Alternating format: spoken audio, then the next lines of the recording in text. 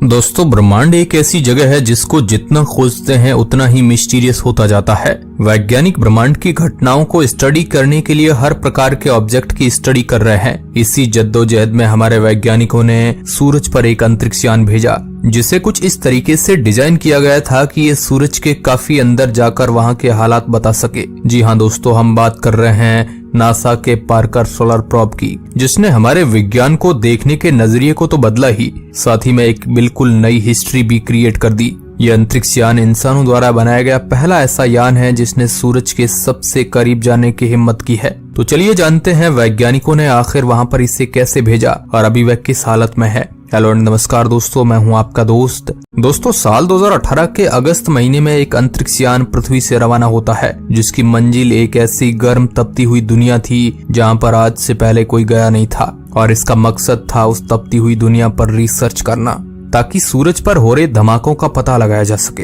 ये पहला ऐसा इंसानों द्वारा बनाया गया ऑब्जेक्ट है जो सूर्य के वायुमंडल में घुसकर रिसर्च कर चुका है और बिल्कुल सही सलामत वापस भी आ चुका है और दोबारा से सूर्य के वायुमंडल में जाने के लिए भी बिल्कुल तैयार है।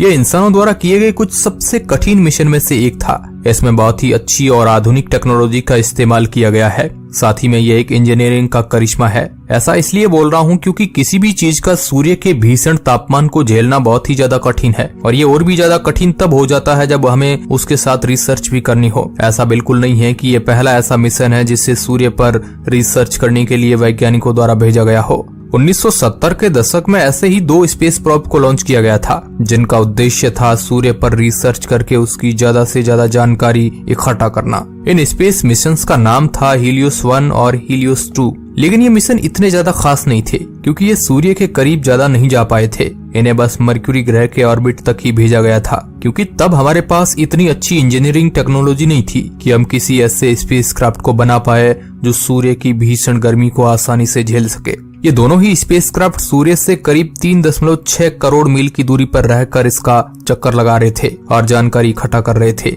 एक अंदाजे के लिए बता दूं कि 2018 में लॉन्च हुआ पार्कर सोलर प्रोब सूर्य का चक्कर मात्र 37 लाख मील दूरी से ही लगाता है, और यही बात इसे इतना ज्यादा खास बनाती है। इस स्पेसक्राफ्ट को बनाने में हमारे स्पेस टेलीस्कोप का भी एक बहुत बड़ा योगदान है। हबल टेलीस्कोप की वजह से हमें सूर्य के बारे में काफी सारी जानकारी इकट्ठा हम कर पाए थे, और इसी जानकारी का आगे इस्तेमाल करते हुए वैज्ञानिकों ने इस स्पेस प्रोब को मैन्युफैक्चर किया। आज हम इसी के जरिए सूर्य से जुड़ी काफी सारी नई जानकारियां प्राप्त कर रहे हैं, जो आगे चलकर हमें काफी ज्यादा काम देगी। वैज्ञानिक सूर्य के बारे में जानने में इतने ज्यादा उत्सुक इसलिए है क्योंकि हमारा पूरा सौरमंडल सूर्य की वजह से ही एग्जिस्ट करता है। इसके अलावा हमारे ब्रह्मांड में अरबों तारे हैं जिन्हें हम बहुत आसानी से सूर्य पर रिसर्च करके समझ सकते हैं। वैज्ञानिकों द्वारा सूर्य पर रिसर्च करने का सबसे बड़ा कारण है सोलर फ्लेयर और सोलर स्टॉर्म्स जैसे इवेंट्स को समझना। सोलर स्टॉर्म बहुत ही ज्यादा खतरनाक इवेंट होते हैं जिनकी वजह से हमारी पृथ्वी पर काफी भयानक प्रलय आ सकते हैं। इस सोलर स्टॉर्म की वजह से ही कई बार रेडियो और इंटरनेट ब्लैकआउट हो जाते हैं,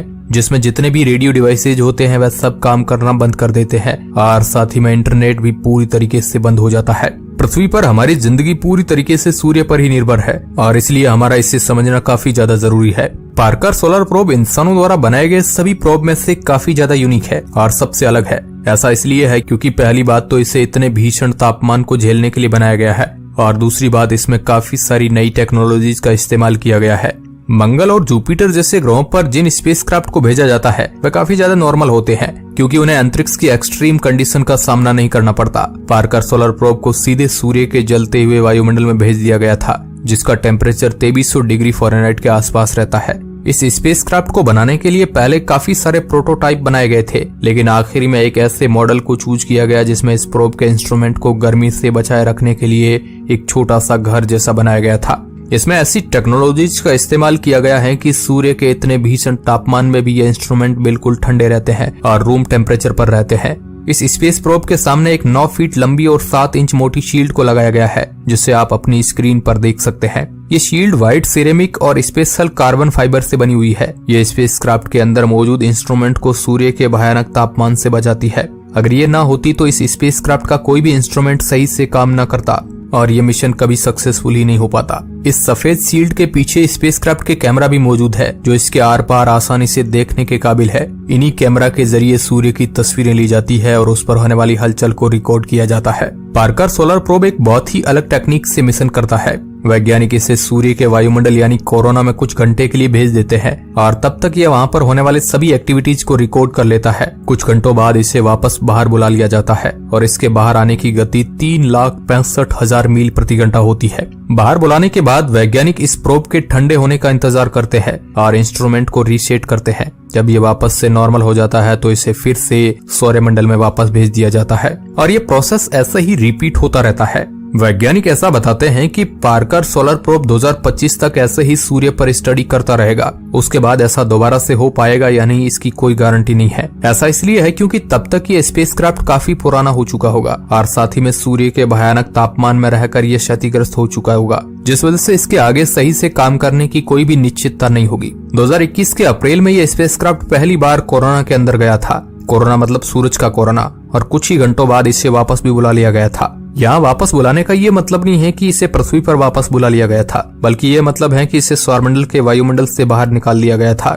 पृथ्वी पर इस स्पेस प्रोब को कंट्रोल के लिए एक स्पेशल टीम है जो 2400 घंटे इस पर नजर रखती है और इसके एक्शंस को कंट्रोल करती है। 28 अप्रैल 2021 को इस स्पेस प्रोब ने सबसे पहली बार फोटोज और वीडियोज भेजे थे। स्क्रीन पर दिखाई जाने वाली वीडियोज में आप पार्टिकल की स्ट्रीम को देख सकते हैं। ये सूर्य से निकलने वाले बहुत ही एनर्जेटिक पार्टिकल होते हैं। अगर ये एक बड़े झुंड में किसी ग्रह की मैग्नेटिक फील्ड पर हमला करते हैं तो उस ग्रह की पूरी मैग्नेटिक फील्ड तक खत्म हो सकती है।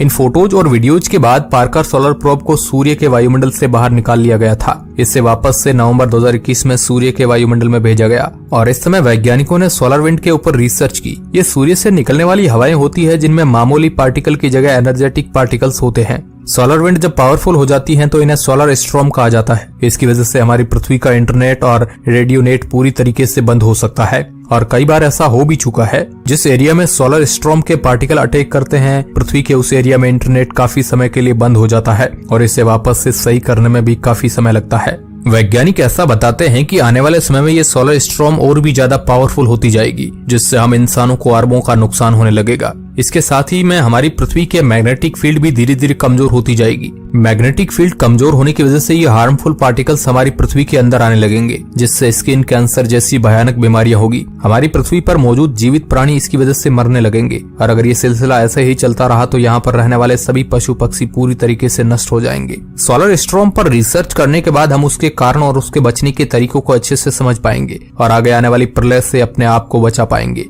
ये बिल्कुल वैसा ही है जैसे एक डॉक्टर मरीज का इलाज करता है। सबसे पहले वह मरीज की जांच करता है और बीमारी के कारण को ढूंढता है और उसके बाद सही दवाई देकर उसे सही कर देता है। वैज्ञानिक भी पार्कर सोलर प्रोब का इस्तेमाल करके सोलर स्टॉर्म को कुछ इसी तरीके से समझने की कोशिश कर रहे हैं। ये स्पेस प्रोब 60 साल की मेहनत के बाद बनाया गया था और ये मेहनत रंग भी लाई। यूजीन पार्कर का 2022 के मार्च महीने में देहांत हो गया, लेकिन सोलर एक्सप्लोरेशन में उनका योगदान लोग सदियों तक नहीं भूलेंगे। आज के इस वीडियो में बस इतना ही। अगर अच्छा लगा है तो इसको लाइक कर सकते हैं। धन्यवाद।